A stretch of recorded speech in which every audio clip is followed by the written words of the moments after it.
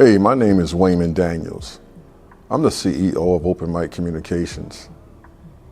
I decided to do a documentary of my life and my story, to let people into my life, to give them a glimmer of hope. I was born in Columbus, Ohio, and then moved from Columbus, Ohio to Rochester, New York. My mother transitioned from Columbus, Ohio when I was 6 months old. But she transitioned from Ohio to leave my dad, who pulled the gun on her. Then we moved to Rochester. I didn't understand the magnitude of what happened between my mother and my father until I got older, and I realized that I was going to never see my dad, that I would never hear his voice,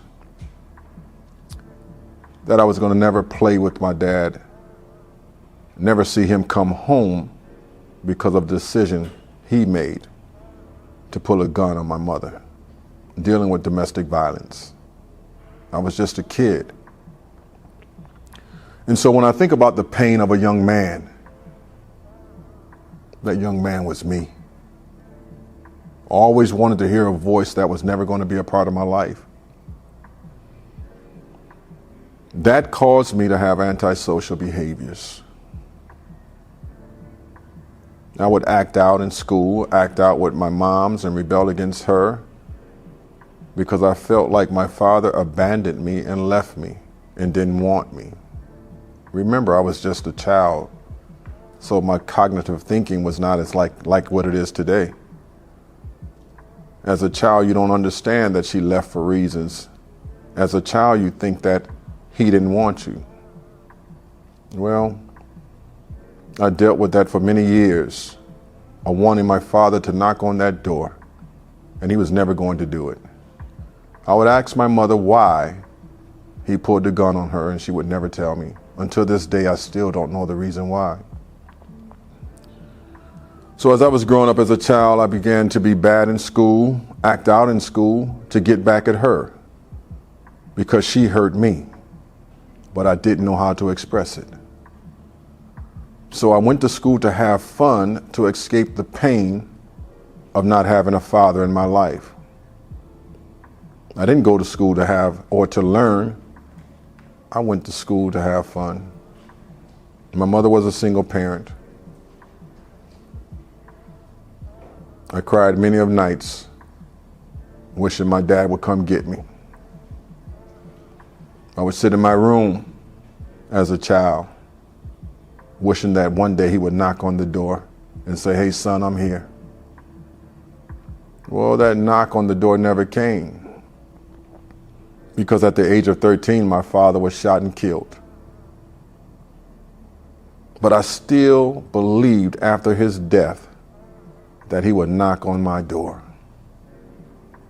I got involved with drugs, heroin, crack, angel dust, weed, became an alcoholic at the age of 16. My father, my stepfather, which I call my dad now, was the man who stepped in to become the champion of my life. But even when he stepped in, I gave him a hard time because I still wanted my dad, who was never going to come, who was dead. That's how important a father was to me and still is. So when I was doing the drugs, doing the antisocial activities in my community, I got involved in crime. Well, those crimes I thought were innocent crimes, but they were major crimes. I ended up getting 13 counts or 13 charges behind my crimes, and I ended up going to prison, copping out to 4 felonies. I was sentenced to 20 years in the state penitentiary, ended up doing 7. My mother and my father were in that courtroom.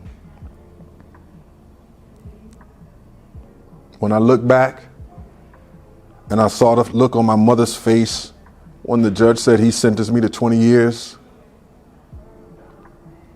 I felt like I disappointed my mother, the woman whom I never wanted to disappoint. And when the judge said 20 years, I looked at him. I said, I didn't kill anybody.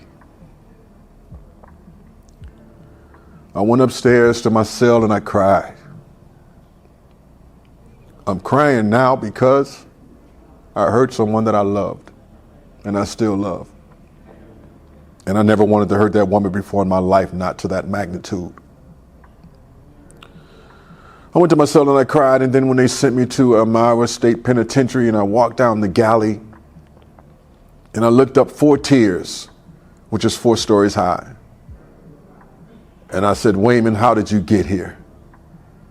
You didn't grow up wanting to go to prison. You grew up wanting to be a cop and work with the K-9 unit. That was my dream. But I threw it away because of choices that I made. So when I got to Elmira, sitting in that cell, I thought about my life and I said, man, this is not your life. You're not going to be here forever. You have to change. This woman, my mother and my father, which was my stepfather, whom I called my dad, would come and see me in the visiting room. They brung my 12-year-old daughter at that particular moment. And she says, Dad? I said, yes, baby. She says, I want a man just like you at 12. I've been doing drugs her whole life, gang banging her whole life, being a womanizer her whole life, been lying her whole life. And I said, what type of example am I being to my child? I left that visiting room. I went to my cell and cried again. I said, man, you got to change. The same woman came again to see me, which is my mother, on another visit and brought my 7-year-old child. My 7-year-old child said, Daddy, you must don't love me and mommy anymore. I said, baby, why did you say that? She said, because you left home to come here. Those are some watershed moments. I said, I gotta change. I gotta change. I gotta change. What am I doing with my children? I went back to my cell and I cried again. I said, what am I doing? And I'll never forget, a guy came to me. He says, they call you by your nickname, never go by your real name. He says, Butter. I said, yes. Malcolm X said something that was so profound. He said, it's not a shame to come to prison, but it's a shame to leave the same way that you came.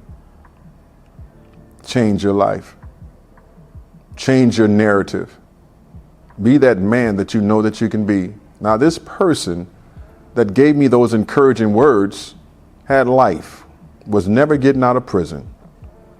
But he said some powerful words that changed my life. So I came home. Once I came home, I started doing some things in the community, saying that I want to be a better person. I started working with an organization, Save Our Youth. Been doing that, working out in the streets, and then I started working in the community as an advocate, because giving back is so important to me, but I'm not really giving back. I'm giving my community me. I'm not giving back. I'm giving them me. I sit here trying to figure out how can I impact my family, my community, and the world. I was mentoring 3 guys just this week, and I called my mother. And I never asked my mother what was she feeling and what was she thinking when they sentenced her son to 20 years. Well, I recorded that conversation that you're going to be privy to in this video, to hear the pain that I caused this woman. What were you feeling when you came to court, when you heard your son being sentenced to 20 years in prison? Number one, I was hurt. Mm-hmm. Number two, I couldn't believe that was happening. And number three, I was just wondering where did I go wrong? What did I do? It was an embarrassing moment. Dad and I, we both was hurting. We thought we was doing the best that we could. But see, that was the life that you chose. But we had to. There was a lot of pain. And to see my child being, you was already handcuffed when you came out from the back. Seeing you looking the way that you look when you were an intelligent young man, and I couldn't believe it. I was really hurt. It hurted me. Even thinking about it now, it hurts me where I want to cry. Just to see my child like that, and it really hurts me. Right. Even when I was, although I brought you up in church, I didn't even want to go back to church because I was hurt and embarrassed among my church family members. And when I go in church, they'll look at me funny, and I really was embarrassed. I really was. I was just hurt. I was distraught. I just couldn't believe it. Then I want to know, what did I do wrong? I tried to do the best that I could. Although most of your life I brought you up as a single parent, and it really hurted me. I really was hurt. I really, really was hurt. And I look at it now and look back at that time. I was just hurt and saw what you was going through with. Then now I look and see that the change that you have made in your life. Your auntie always had a saying, you know where you've been, but you don't know where you're going. And right now, I was hurt then, but right now I have a proud moment because you have changed. You have turned your life around.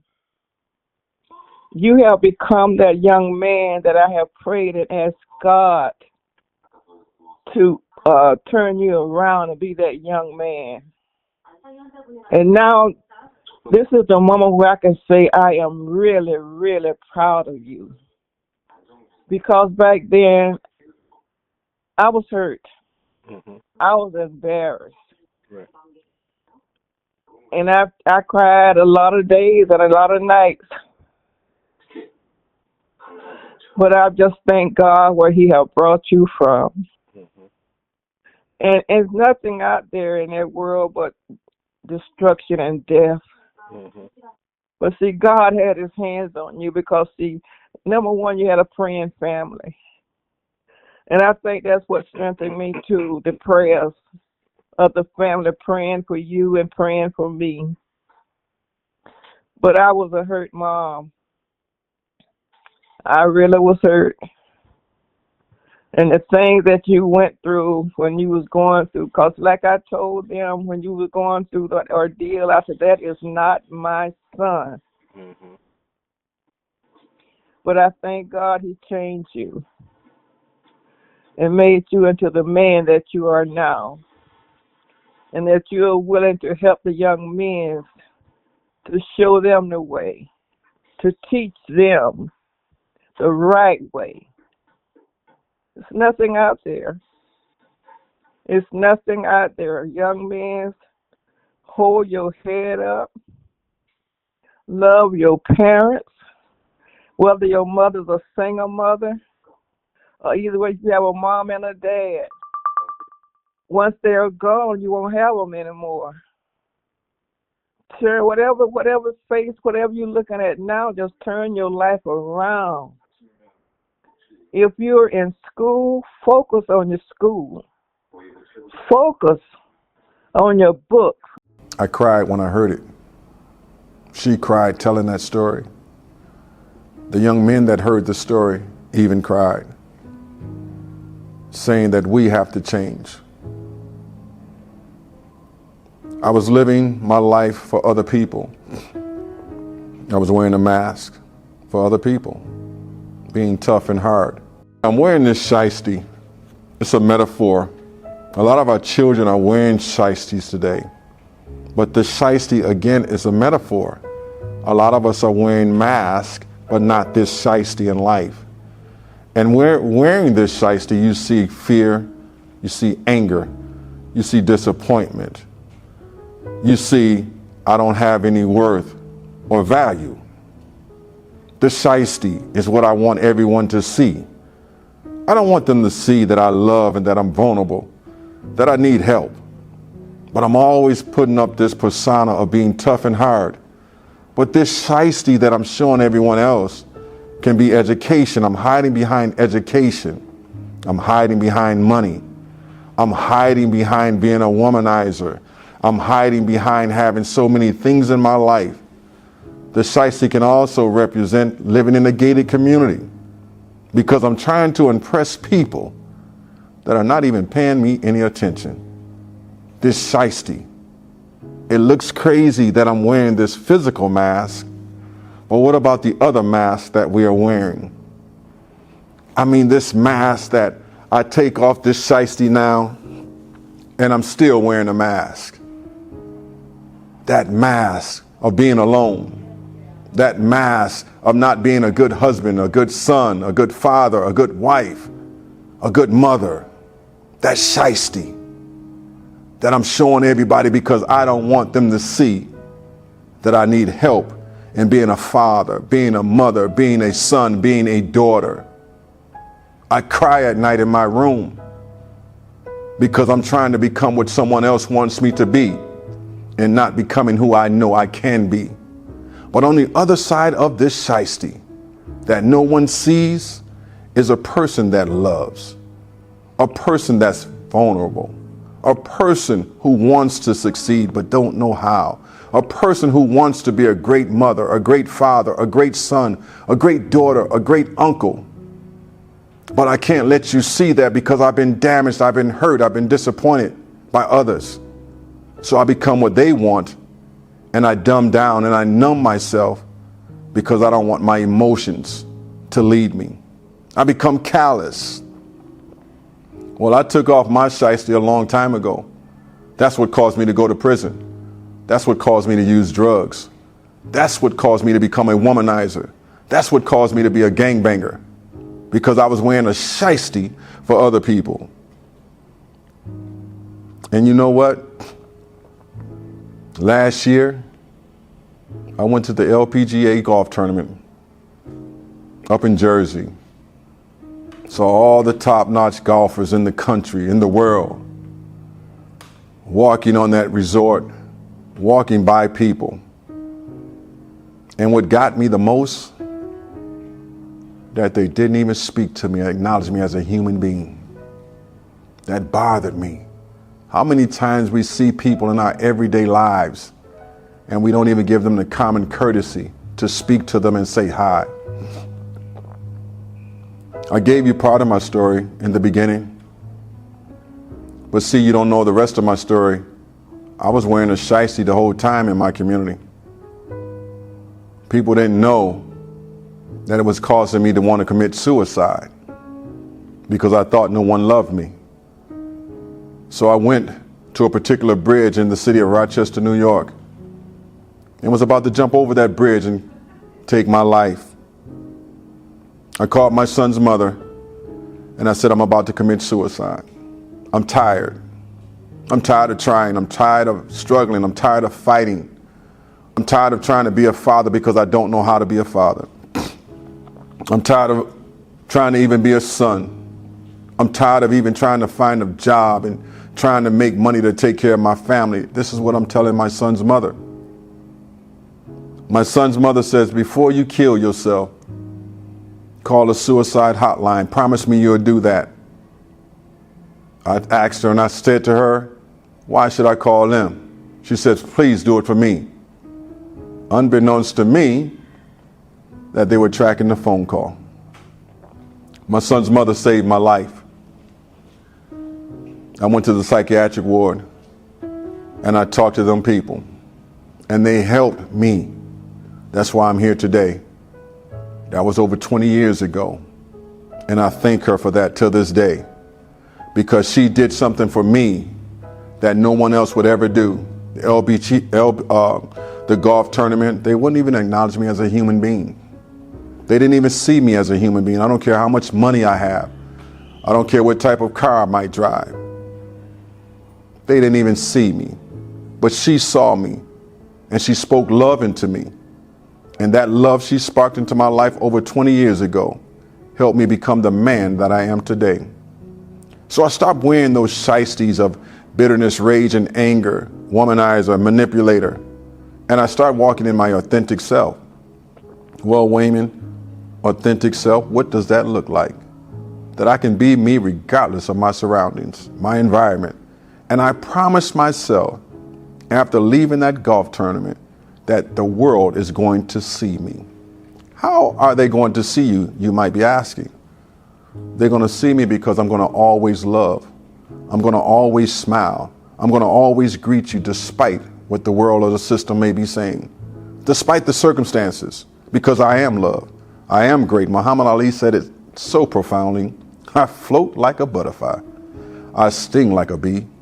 There's no one greater than Muhammad Ali. Muhammad Ali believed he was a champion even before he became the champion of the world. He trained as a champion. He saw himself as being a champion. Champions don't quit. They don't give up. They keep fighting. I had to fight to become who I am today, to be a professional speaker, to walk in integrity and character, to change my old ways to become who I am today. I know you might be saying, how can Open Mic Communications help your organization, help your youth? Well, I created 2 curriculums. This is the same guy that they said that would never amount to anything, that they said was not only dumb, but super dumb. Well, I beg to differ. I did finish high school, but I never went to college. But I did create this curriculum. It's called Life Has a Voice. And as you see a man standing behind, or hands standing in prison. That's just a metaphor. Prison can be a lot of things. It does not have to be a physical prison going upstate to the Department of Corrections. Your prison can be alcoholism, womanizing, it can be bondage, it can be low self-esteem, it can be all types of issues and concerns. Well, this curriculum is very great. Life has a voice. What is your life saying when you're not even saying a word? Your actions should speak louder than your words. Building character and integrity is what this curriculum is all about. Well, that's edition 1. Well, here's the second edition. I created this edition when I went to Chicago, Illinois, and it says, build your city. You are in control of your life, and only you can build the city that you dream of. This edition is great. It's a 4-tier program. It's great. It's a 6-month program, or it can be a 6-week program. Well, these curriculums can help you. They will be an asset to your organization, to your community. Again, give us a call. So I thank you for watching this clip. Wayman Daniels, my story. There's much more to it. You'd like to hear more, just simply give me a call. You'll see the credits at the end. You'll see my email address. Walk in your authentic self. We believe in you. Give us a call, email us. And as I always say, my mantra is, let's get it. So I trust in God, my Savior, the one who will never fail. He will never fail.